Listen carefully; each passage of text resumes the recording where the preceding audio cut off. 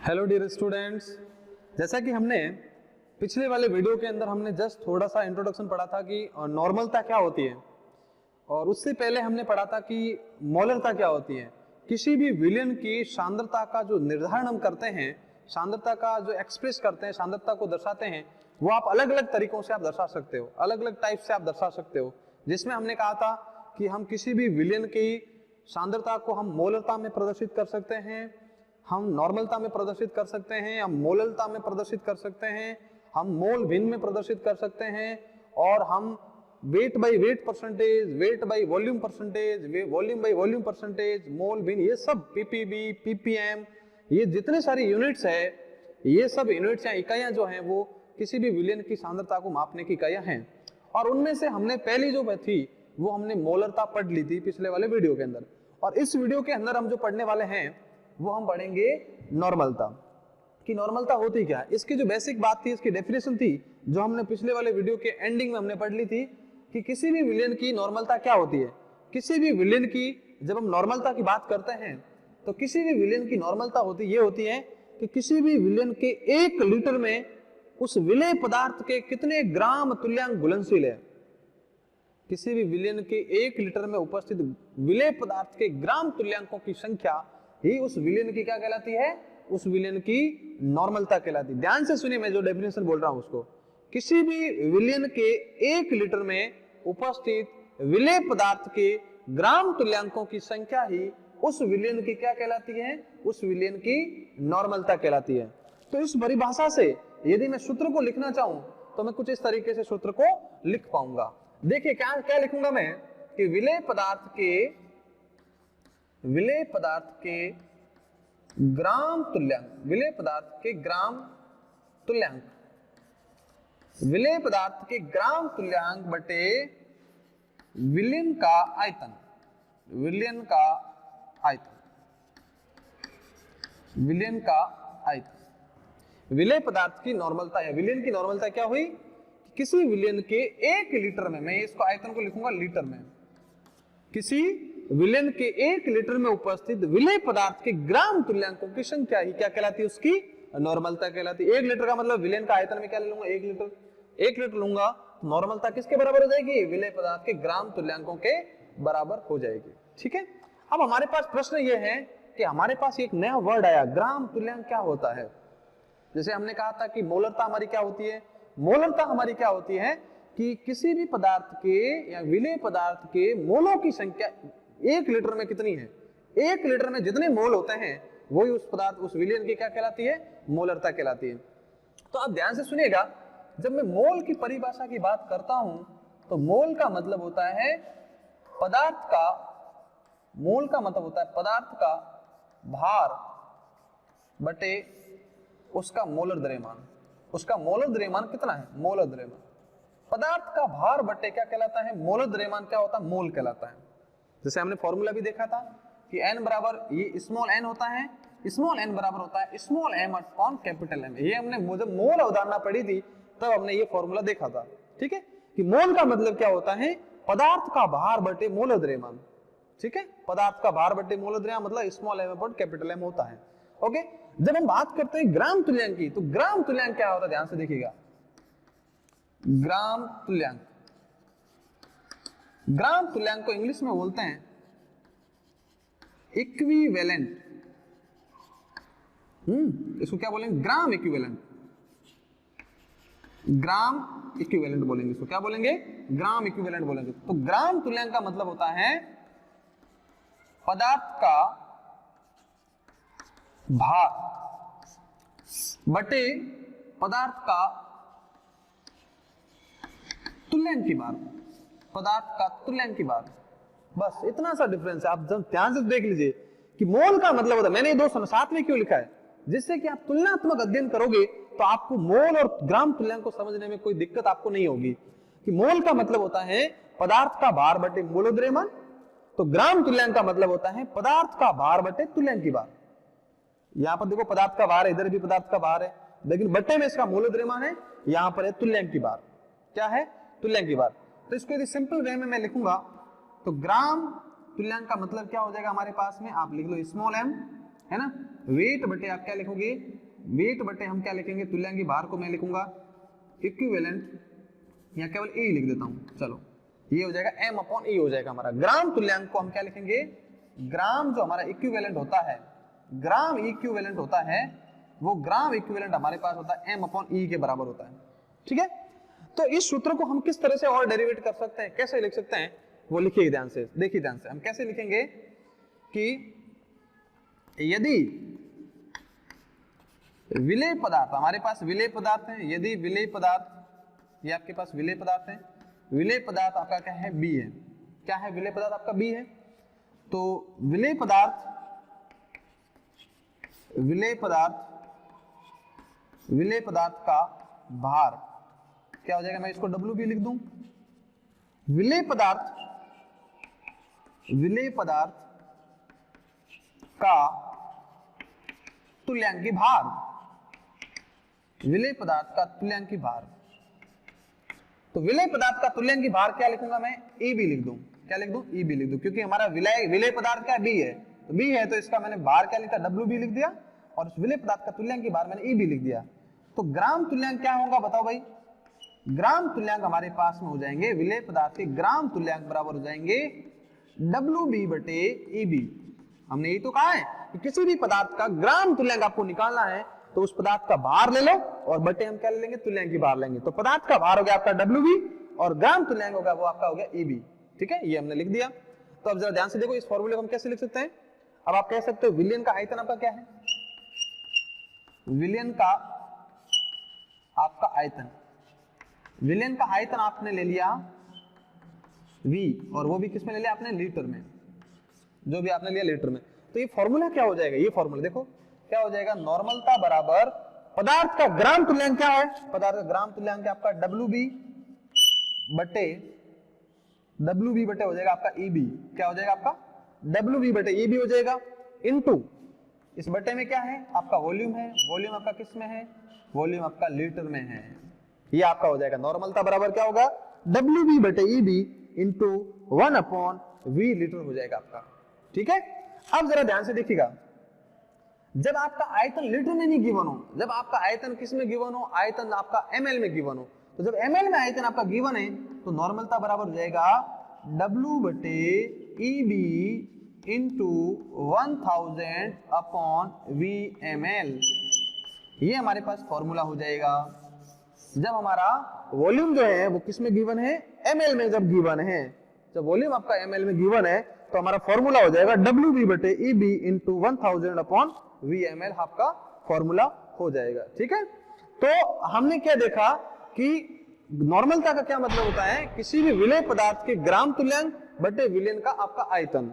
विलेय का जो आयतन है वो आयतन आपको लीटर में रखना है, 1 लीटर जब आप लोगे आयतन तो क्या हो जाएगा, नॉर्मलता विलेय पदार्थ के ग्राम तुल्यांकों के बराबर आ जाएगी।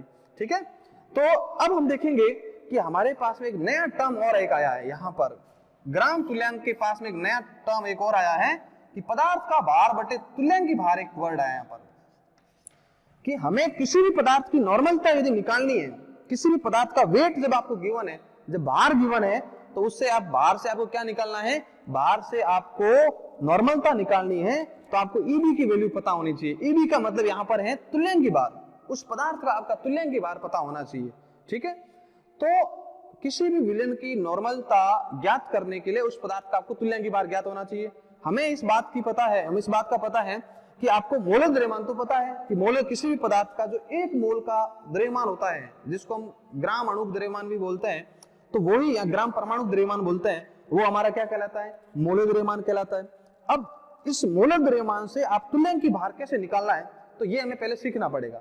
इसी से ही हम आराम से तुल्यांकी भार से ही हम नॉर्मलता को डिफाइन कर पाएंगे और नॉर्मलता से संबंधित जितने सारे आंकिक प्रश्न हैं या जितने सारे न्यूमेरिकल्स प्रश्न हैं उनको हम सॉल्व कर पाएंगे। तो सबसे पहले हम तुल्यांकी भार को निकालना सीखेंगे, उसके बाद हम किसी भी पदार्थ का तुल्यांकी भार कैसे निकालना है वो हम सीखेंगे, देन उसके बाद में हम इससे रिलेटेड न्यूमेरिकल्स क्वेश्चंस को सॉल्व करेंगे। तो देखिए ध्यान से कि क्या संबंध होता है तुल्यांकी भार और मोलर द्रव्यमान में, मोलर द्रव्यमान और तुल्यांकी भार के अंदर क्या संबंध होता है, और इस संबंध से आप अलग अलग पदार्थों को अलग अलग तरीके से किस प्रकार से उनके तुल्यांकी भारों का आप निर्धारण करोगे। तो देखिए अब एक एक करके हम समझेंगे तो आपको आराम से समझ में आ जाएगा कि तुल्यांकी भार का निर्धारण किस प्रकार करना है। तो देखिए ध्यान से, किसी भी पदार्थ का जो तुल्यांकी भार होता है, तुल्यांकी भार कोई भी पदार्थ ले लो आप, तुल्यांकी भार ज्ञात करने का जो तरीका है वो तुल्यांकी भार और मोलर भार के संबंध के साथ में या संबंध से निकाला जा सकता है। अब तुल्यांकी भार का मतलब होता है कि उस पदार्थ का आपका मोलर द्रव्यमान कितना है, मोलर द्रव्यमान बटे जेड कारक, जेड कारक, जेड फैक्टर बोलते हैं। जेड फैक्टर आप लिख सकते हो या इसको और एन फैक्टर लिख सकते हो इसको, या आप लिख सकते हो संयोजकता कारक, वैलेंसी फैक्टर भी बोलते हैं इसको, संयोजकता कारक, संयोजकता कारक। क्या मतलब हुआ कि तुल्यांकी भार और मोलर द्रव्यमान के मध्य क्या संबंध होगा, इसको मैं ऐसे नहीं लिख, ऐसे लिख देता हूं कुछ इस तरह से, है ना, जिससे आपको समझ में आ जाएगा अच्छे कि तुल्यांकी भार बराबर मोलर द्रव्यमान बटे जेड कारक या मोलर द्रव्यमान बटे स्मॉल एन कारक, या इसको ऐसे लिख दो मोलर द्रव्यमान बटे संयोजकता कारक। एक ही बात है सब, संयोजकता कारक। किसी भी पदार्थ का तुल्यांकी भार और मोलर द्रव्यमान के मध्य क्या संबंध है, किसी भी पदार्थ का तुल्यांकी भार और मोलर द्रव्यमान के बीच में यही संबंध है कि तुल्यांकी भार होता है, तुल्यांकी भार निकालने के लिए मोलर द्रव्यमान को जेड कारक से आप डिवाइड कर दो, या मोलर द्रव्यमान को एन कारक से डिवाइड कर दो, या मोलर द्रव्यमान को संयोजकता कारक से डिवाइड कर दो। इसका मतलब क्या हुआ कि संयोजकता कारक, एन कारक और जेड कारक होते हैं, ये सब एक ही बात है, ठीक है। ये एक हमारा जनरल फॉर्मूला होता है, बेसिक फॉर्मूला होता है, ठीक है। अब यहां पर एक और नया कंफ्यूजन पैदा हो रहा है कि आपने मोलर द्रव्यमान के बारे में बात करी, तो अच्छी बात है कि मोलर द्रव्यमान हम सभी को पता है, किसी भी पदार्थ के एक मोल का वेट कितना होता है वही हमारा मोलर द्रव्यमान कहलाता है। लेकिन यहाँ पर एक नया वर्ड और आया है, यहाँ पर नया शब्द एक और आया, जेड कारक या एन कारक या संयोजकता कारक। जेड कारक, एन कारक और संयोजकता कारक है क्या, इसको हमें देखना पड़ेगा। और यदि हमें यह पता लग जाए कि किसी भी पदार्थ के जेड कारक का आप निर्धारण कैसे करोगे, ये यदि आप पता लग जाए कि किसी अम्ल का जेड कारक कैसे निकाला जाता है, किसी क्षार का जेड कारक कैसे निकालना है, किसी लवण का मतलब साल्ट का जेड कारक आपको कैसे निकालना है, किसी तत्व का जेड कारक कैसे निकालना है, किसी ऑक्सी कारक का जेड कारक कैसे निकालना है, और किसी अपचय का जेड कारक कैसे निकालना है, यदि आपको यह पता लग जाए तो आप आराम से उस पदार्थ का तुल्यांकी भार का आप निर्धारण कर सकते हो। और जब आप तुल्यांकी भार का निर्धारण कर सकते हो तो उस तुल्यांकी भार की सहायता से आप ग्राम तुल्यांक निकाल पाओगे, और जब आप ग्राम तुल्यांक निकाल पाओगे तो आप उस पदार्थ की विलयन में क्या नॉर्मलता है वो आप नॉर्मलता का भी निर्धारण आप आराम से कर पाओगे। तो ये एक दूसरे से कोरिलेट है। तो सबसे पहले हमें पता करना पड़ेगा जेड फैक्टर कैसे निकालेंगे, और जेड फैक्टर की सहायता से आप तुल्यांकी भार का निर्धारण करोगे, और तुल्यांकी भार से ग्राम तुल्यांकों का निर्धारण करोगे, और ग्राम तुल्यांकों की सहायता से उस पदार्थ का विलयन में क्या नॉर्मलिटी है, क्या नॉर्मलता है, उसका आप निर्धारण आराम से कर पाओगे। तो चलिए देखिए कि आप ये जेड कारक होता क्या है। अब सुनिए ध्यान से मेरी बात कि ये जेड कारक कोई कांस्टेंट वैल्यू नहीं है, जेड कारक कोई कांस्टेंट वैल्यू नहीं है। जेड कारक अलग अलग पदार्थों के लिए अलग अलग रूप से निकाली जाती है। अम्ल के लिए जेड कारक अलग होता है, क्षार के लिए जेड कारक कुछ अलग होता है, और लवण के लिए जेड कारक निकालने का कुछ तरीका अलग होता है।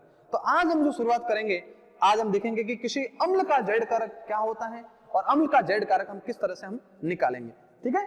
तो हम देखते हैं कि अम्ल का जेड कारक क्या होता है। देखो सबसे पहले हम बात करते हैं, फर्स्ट नंबर स्मॉल ए लगा कैपिटल ए, कि अम्ल एसिड, आपको जब एसिड गिवन हो कोई तो उस एसिड का जेड कारक होता क्या है।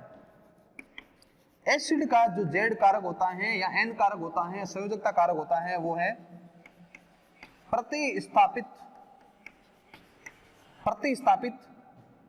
H प्लस आयन, प्रतिस्थापित H प्लस आयनों की संख्या, प्रतिस्थापित H प्लस आयनों की संख्या, कितने उस अम्ल के अंदर H प्लस आयन जो जिनको प्रतिस्थापित कर सकते हैं, या किसी रिएक्शन में दिए हुए तो कितने प्रतिस्थापित हुए हैं, जितने प्रतिस्थापित हुए होंगे, जितने रिएक्शन में पार्टिसिपेट किए होंगे, वही हमारी क्या कहलाएगी, जेड कारक कहलाएगा, ठीक है।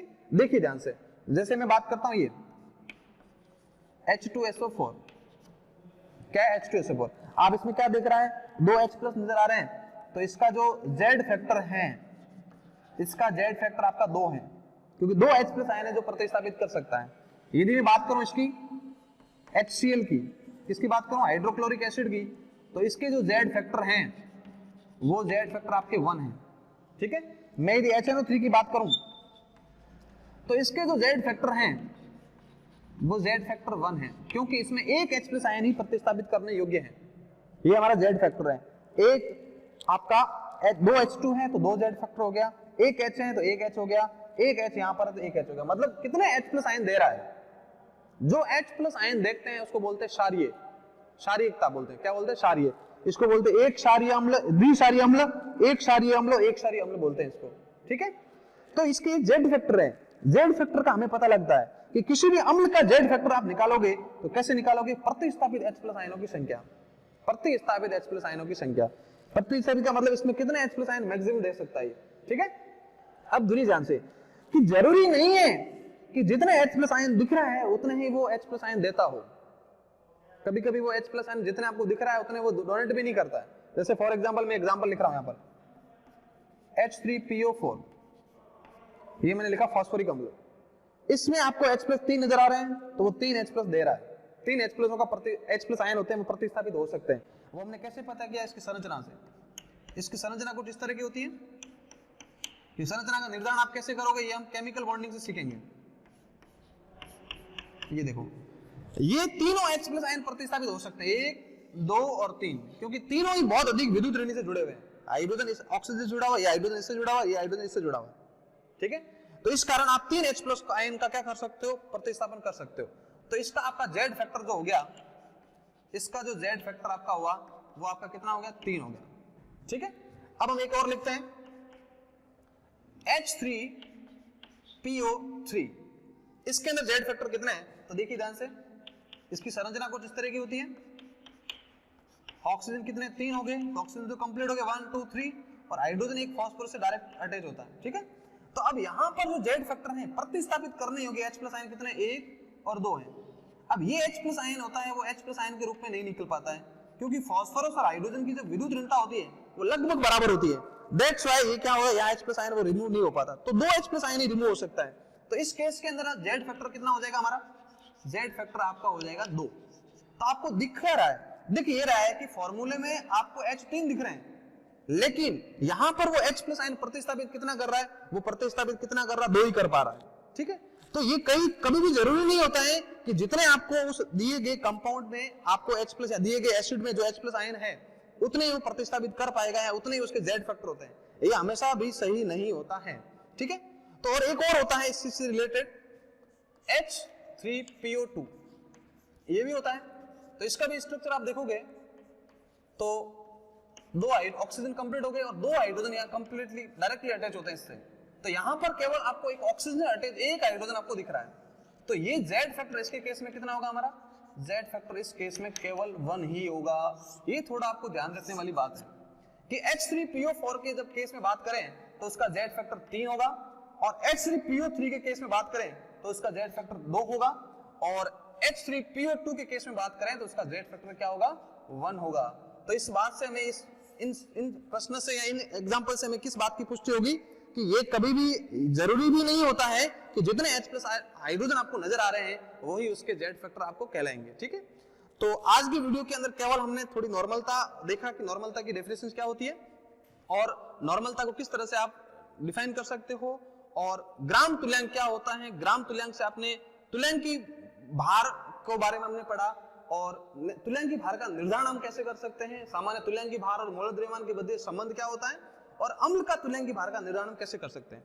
तो नेक्स्ट वीडियो में अम्ल से रिलेटेड कुछ और एग्जांपल लेंगे, और रासायनिक अभिक्रिया में हम पढ़ेंगे कि अम्ल का तुल्यांक की भार हम कैसे निकाल सकते हैं। जब रासायनिक अभिक्रिया में कोई अम्ल पार्टिसिपेट करता है तो कैसे तुल्यांक की भार हम निकालेंगे। धन्यवाद।